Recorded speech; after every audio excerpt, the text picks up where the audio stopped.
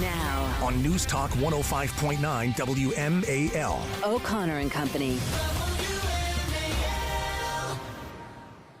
It's 7:06 on this Friday morning in your nation's capital. Thank you so much for letting us ride along with you on your morning routine. Our morning ahead of us, though, is anything but routine as we are covering major stories all around this region, as we often do, Patrice Omuka, and maybe something about Meghan Markle. Maybe. We throw that in there. Little Amber Heard. A little, coming up in just 45 minutes, we're going to speak with Bram Weinstein. He's the play-by-play man for the Commanders. Find out how badly Washington will beat the Giants this weekend. 8:05, Senator Roger Marshall of Kansas will get his firsthand reaction to the president's remarks last night. And then at 8:35, Henry Rogers, the Daily Caller, who's got some great sources inside the conference room there as they decide, the Republicans, that is, decide who the next speaker will be or not. You know what? We'll see. It's kind of optional at this point. Speaker, bleaker, right? Oh, no. We do need a speaker. We do need a speaker, yeah. Guess that's true. All right, Patrice, let's turn to Bret Baier then, Fox News Channel, as he is also watching the events on Capitol Hill. And I don't know, Bret, we got a press conference scheduled by Congressman Jim Jordan at 8 a.m. We got a vote this morning. Are we going to enter the weekend with the Speaker of the House?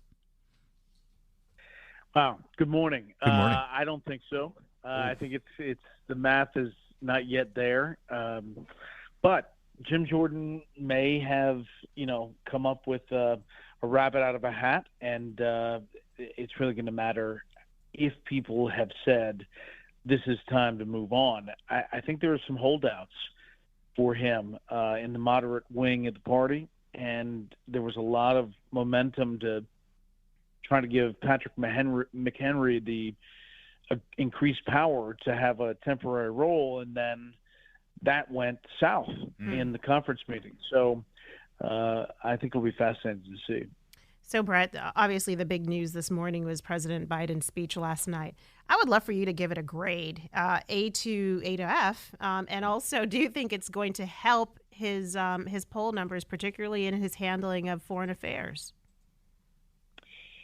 Yeah, that's a great question. I'm usually not the grader, but I am. I'll give it a B, solid B. Okay. I think it hit the marks on hitting the marks on the people who support both Israel and Ukraine. I think it fell short on the Iran section, and I think that there was some wonder whether it was an Israel speech or a Ukraine speech. And I think that, it's been almost 600 days for Ukraine. He could have given the Ukraine speech a lot earlier if he wanted to make that point. Speaking with Bret Baier, of course, Fox News Channel special reporter, he's also got a brand new book out. It's called To Rescue the Constitution, George Washington and the Fragile American Experiment, which covers a part of American history that doesn't get a lot of attention, actually, unless it's an in-depth biography of George Washington. But it's hard to. By the time you get there, George Washington did so much else, Bret, that it sort of gets lost in the shuffle. So I love the fact that you're really honing in and focusing on those very fragile years after the American Revolution. Yeah, I mean, basically, after the British are defeated, there is this time where we are falling apart as a country. We're held together loosely by the Articles of Confederation, but it's not working. And we're fighting each other. The states are fighting, fights with tax collectors. There's battles back and forth. And in fact, some people say, forget it. It's not worth it.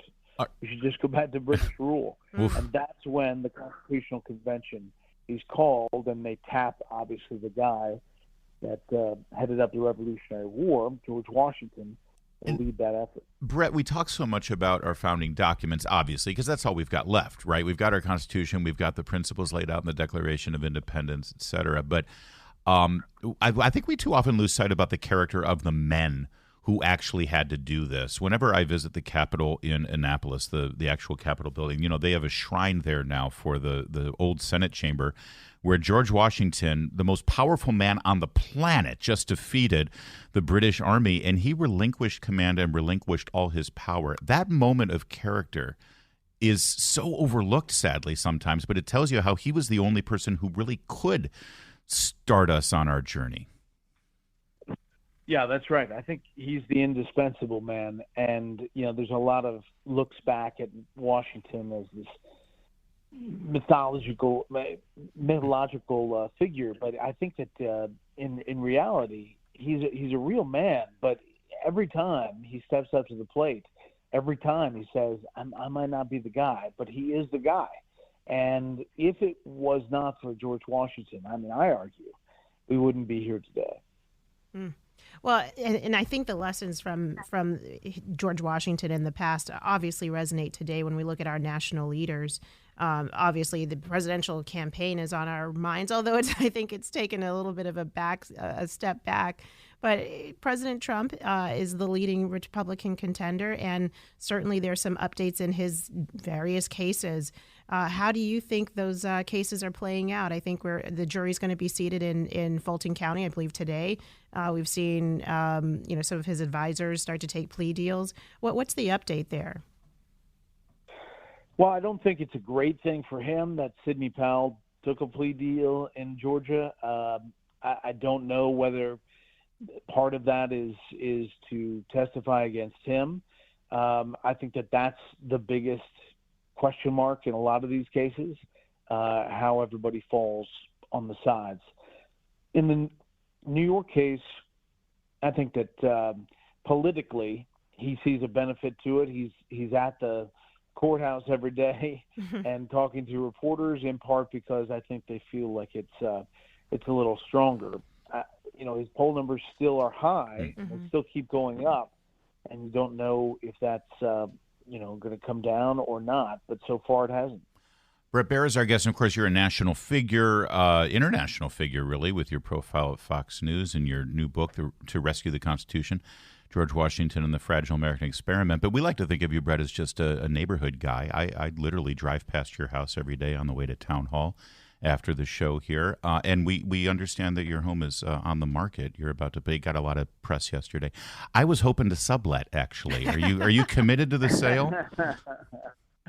Maybe Airbnb it? Family, yeah, maybe. The family decided that Florida was the place, so the kids are going to school down there, and I'm doing the commute back and forth, which is actually working out fine. But it's just a little bit too big for us in the current environment. And I wasn't expecting all the press. The real estate. I know nothing is secret in this town, Bret. Yeah, we've got this connection with the Wall Street Journal. I said, oh, super. So I think just what you wanted. Well, listen, if things real estate market is weird right now. Chris Plant's wife, his best gal, is a real estate agent as well. If you need to just get a second opinion on the listing, I'm sure she'd be willing to step in. All right, there you go. Let us know. Well, if you know somebody. Oh, we know people. All right, Bret. Thanks, man. Always good to talk to you. We'll talk to you about it. All right. I don't think he's going to let me sublet. I don't think so. But it's nice. Sometimes I need a bed in D.C. It'd be nice to just sort of crash. But to keep the house just for a sublet, unless you're going to pay that mortgage. I thought we were friends. Now, I think the sale will work out for him. I think so, too. We'll stick with that. 7:15 WMAL traffic and weather.